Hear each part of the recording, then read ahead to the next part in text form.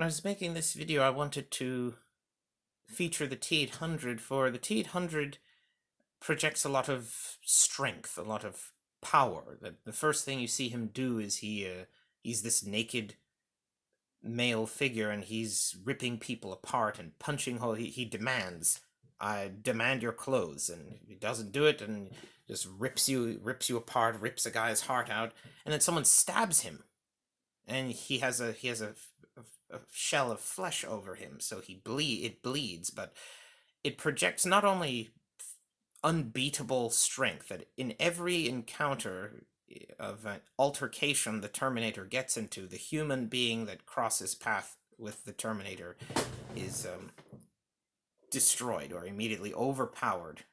The Terminator is a physically imposing presence, very physically unbeatable.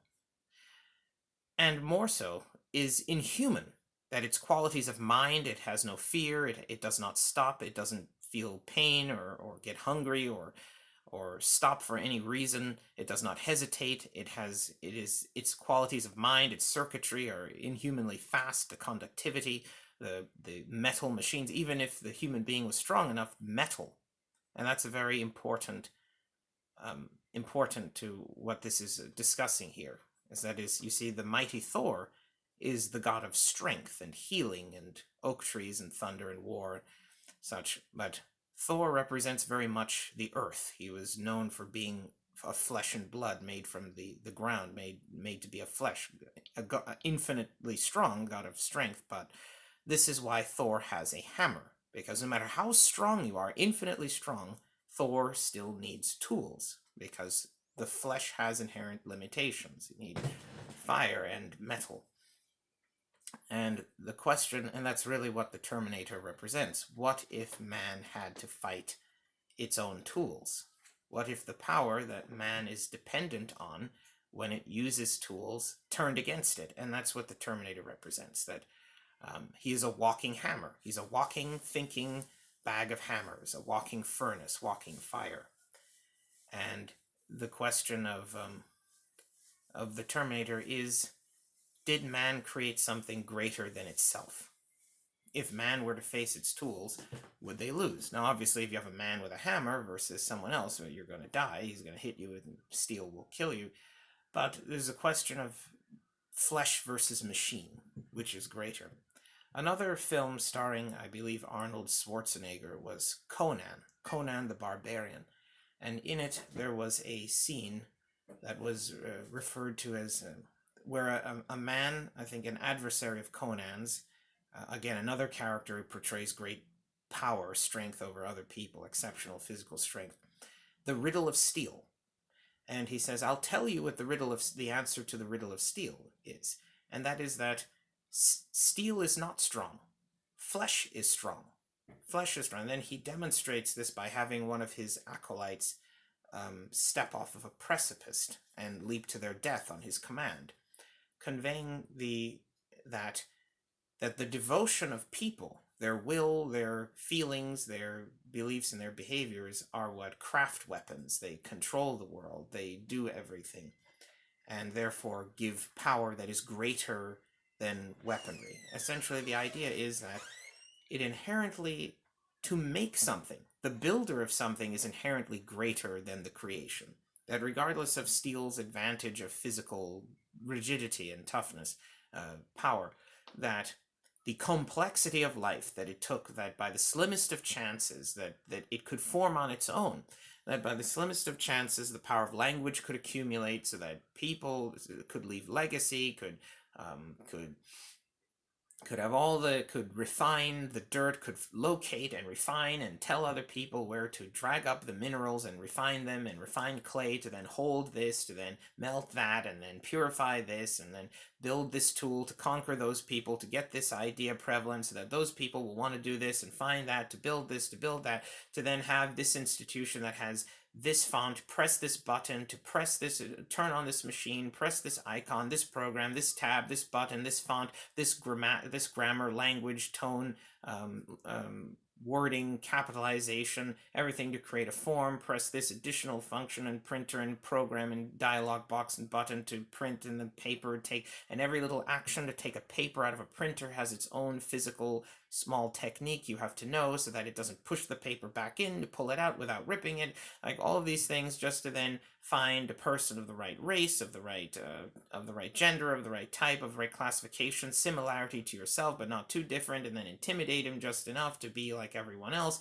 but then enough to feel personally powerful, and like all these things, then find someone who's competent enough and is close enough of the right proximity, and then all of them are wearing clothes, came from a school that each had to be educated, holding pencils and papers, and everything, every aspect of every person's life, from the things you sit on to the clothes you wear to the way you look to whether or not someone wants to mate with this kind of person or feels comfortable doing this or that, or what words you can use or can't use, or every aspect of everyone's life culminated to this moment where you hire this person to do this job, who has to locate this particular facility, and has an organization of all these different things, and has to use specific movements to get specific components and then assemble them in a specific way, as not only so that they can function where they can be to operate, but then where they have to be so that you can put them together. There's a Tetris aspect where if you put something down, it occupies space. So you don't want to lay them down in a way where it's going to block the appendage from getting where you are capable of putting down the next piece, whether or not it could function if it was there, because if you can't put it there, it's not going to be there, even if it would function if it was there. So all of these things go into making one component of one thing that can be combined with lots of other institutions and lots of other things that each have their own tangents of very similar processes to build something, one part of one aspect of something that would lead to an industrial military complex that could build something like Skynet that then could build the Terminator. And all of this is an immense amount of will and people over. This is the culmination of life that resulted in the existence of something like a Terminator. And the idea here is that the flesh is inherently something greater than steel. Steel is not strong, flesh is strong. Was I thinking of Walter? And it reminds me of a moment from Walter from The Mask. Again, I believe in the comic, I don't think it was said that Loki made the mask, but in the movie, The Mask, it was said that the mask was a creation of Loki, which again has to do with Norse mythology. I thought of that. In the comic books, however, Walter, he takes the mask and it doesn't work. However, it's conceivable that it did work, but it worked, if you recall in that comic, it works a different way for each person. And if you recall, after Walter abandons the mask, there's a clip where Walter runs for president. So it's conceivable that the mask worked for Walter, but it just gave him political ambition. It made him more destructive than anyone could possibly imagine by giving him political ambition. And with his strength and with his mentality, that's far more dangerous than he could ever be by himself. Again, the riddle of steel, the devotion of people. Flesh is strong, not steel. Steel is not strong, being that like brute strength wasn't enough. It had to go further and give him the power over flesh, the power over people, to then build more tools and such. That's one thing.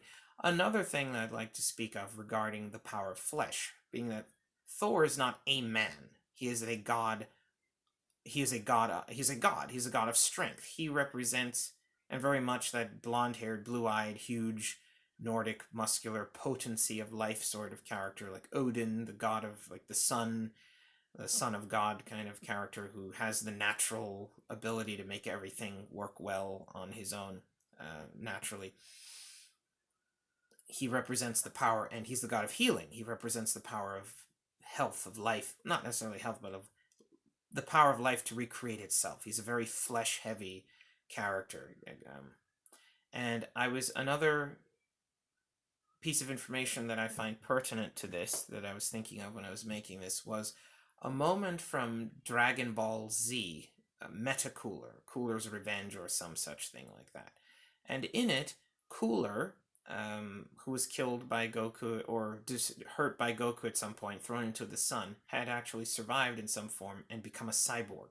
And he had become part metal, and again gained the advantage of steel. He was metal. And with his new metal body, he was able to easily thrash both Goku and Vegeta, then it turns out that with every bit of strength they had, they managed to destroy this body. At the last minute, they destroyed it. But then it turns out he had an army of them. Just when you thought, like, going through all of that, it wasn't even close to enough, and they captured them and strung them up to this huge Big Getty star. And it turns out that a cooler had become part of this enormous, basically a celestial-sized Unicron Galactus T-1000. It's a shape-shifting metal planet-sized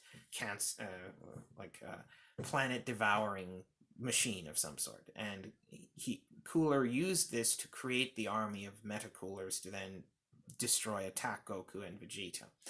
But despite being battered and beaten by not only the first Cooler, but then an army of them, and then being strung up and having their energy drained from them, Goku and Vegeta suddenly were able to release so much energy that they overloaded the Big Getty star itself.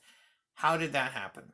And something I think of is something I had a lucid dream where I spoke with Hermes, and he was telling me about the origins of the universe. And that's a completely different video. I'll have to discuss that later. But long story short, cosmic, existential, dentritifiliannonic, pilonics. And to be perfectly concise, what that means is think of the universe like a tree. And inside that tree, there's life-supporting stuff that has to travel throughout the trunk and the extremities to make the tree grow.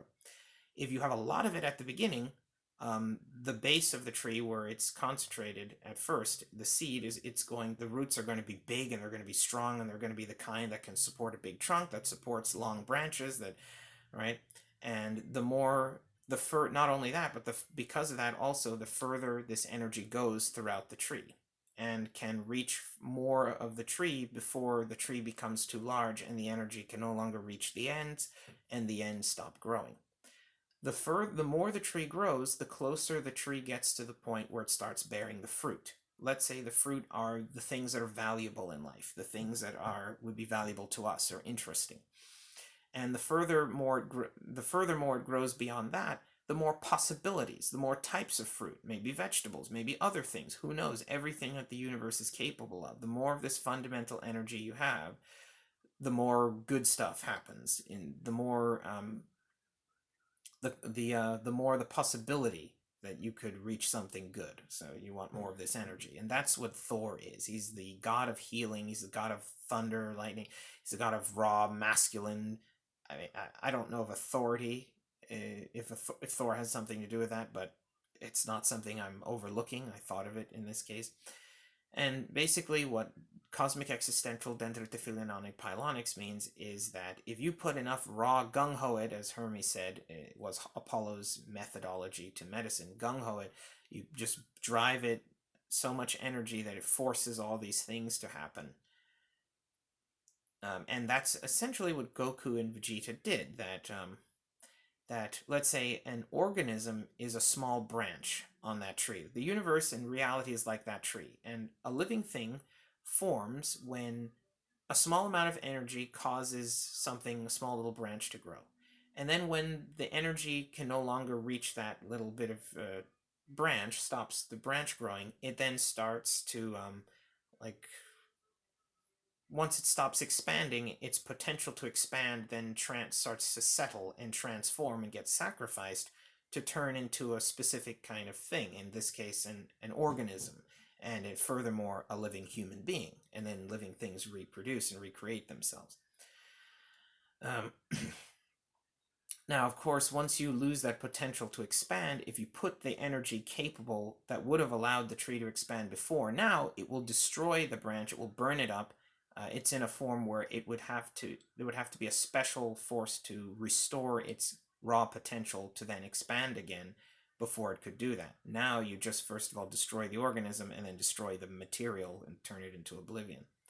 But Goku and Vegeta, the Saiyans, or the living beings in Dragon Ball Z, have the fictional power to always have that raw potential. Or let's say in the case of Super Kami Guru, they have some of that latent potential. They burn it up to gain new extensions of what they already have, as if they have some of that raw potential at all times, but they burn it up to gain temporary or not temporary, but to just grow a bit more, to grow extensions of what they already have. But realistically, according to Hermes and the parameters of cosmic existential dentritifiliannonic pilonics, if you were to burn up that kind of potential, that's your way to then return to the primordial state if you were ever going to do that. If you use that up now and turn it into more of what you have now, the sympathomimetic effect, that, like, let's say you turn up the oxygen or something like that, everything that uses oxygen will go up, or certain things, uh, like sight, the way you feel, your muscles, your breathing, then you get more oxygen, or not necessarily oxygen, but I redact that. Regardless of what Gohan did, or what he got in that it released hidden potential, that Hermes said, if you had burned up that what primordial potential there was and turned it into more of a more of whatever, um, more of the stable form of a living being, to get better performance out of that being, you might lose the ability. It would be much harder to gain that primordial form back. But in Dragon Ball Z, they never lose it, and they always have the power to keep expanding that, and that is the power of the flesh. That represents the power of the flesh that Goku has, because he is something that forms naturally. He is a part of that tree. He may be a small fraction of it, but just by virtue of being something that can occur by natural means, that doesn't require some specific creator to make it, it has the potential of the whole thing that made it. It could, I mean, they generally don't, but there is always this potential that flesh has to do anything that nature can do, that the power of nature can be channeled through anything that is a part of it, whereas that the machine is separate from nature, is separate, or more separate from nature, in a way that living things, that the flesh is not, and therefore is missing the potential to, I think of Overkill from Spawn, or a little bit, that he sacrificed, or he had to. He was like a RoboCop 2. He was a brainstem, and um, he had to be made a cyborg to survive, and then gain certain advantages, but maybe lose something also, humanity, if you will, whatever that means. I forgot what I was going on about, but yes, Thor represents that, is like the tree. He represents that power. He represents the power of the flesh to, maybe as an individual it's weak, but maybe you come across that guy who can be the vessel for something greater. That because living things have to form from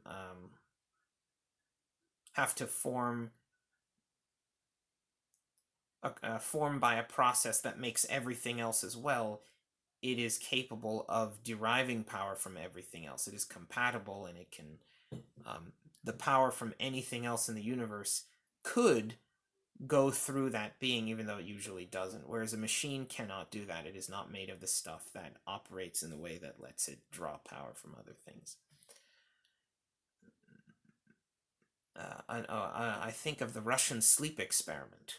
I think of the way those people, that they reached the point that even after they stopped the gas and they were tranquilized, they stayed awake. They stayed in that state because they'd reached the point where they were fixed that way. Where, let's say, Goku, I think, when that's why in Dragon Ball Z they're always screaming, because in a way they're transforming. They're like breaking themselves down. As I said before, that you'd have to break yourself down. You would destroy you, would burn you up, and then you wouldn't end up expanding anyway, because that potential is gone. But in Dragon Ball Z, they always have that raw potential. So he could break himself down and return more to like a primordial state where he can transform. So in essence, Goku, Vegeta, when they're powering up, they're transforming themselves to a higher state of being. But I guess they don't want to stay that way permanently, so they do so in a way where it's as if they let go, they will automatically revert back to a less complex state. Whereas that, let's say, in the Russian sleep experiment, they didn't want to go back. They wanted more, more, more. So Whereas that if you stay committed, locked into that form, there's more you can do with it. You have greater ease in doing things, and you can do more with it. But Goku, let's say, for instance, would rather have less power as an ascended Saiyan, but then be able to return to a previous form. So not have as much comfort and therefore as much liberty to do what he pleases in the state of the Super Saiyan. But if he lets go, he will go back. Whereas Russian sleep experiment, they wanted to extend that branch more and more and more into the darkness of the human spirit, to find more of the fruit that grow in the pit of man's fears and man's evil and malevolence and darkness and destruction. And Thor is a god that represents that potential of life, of healing, to recreate itself, and therefore ultimately Thor would be greater than the power of the machine, the power of the flesh being greater than the machine. Though either way, Thor would have won. I would have had Thor won because he's a god. Though for a moment I wanted to represent that that man has a vulnerability to the tools which they depend upon. So that's why I had Terminator take Thor's hammer and use it against him for a time, to show that man has an inherent vulnerability to its tools. That's why you depend on them, so they're strong, powerful.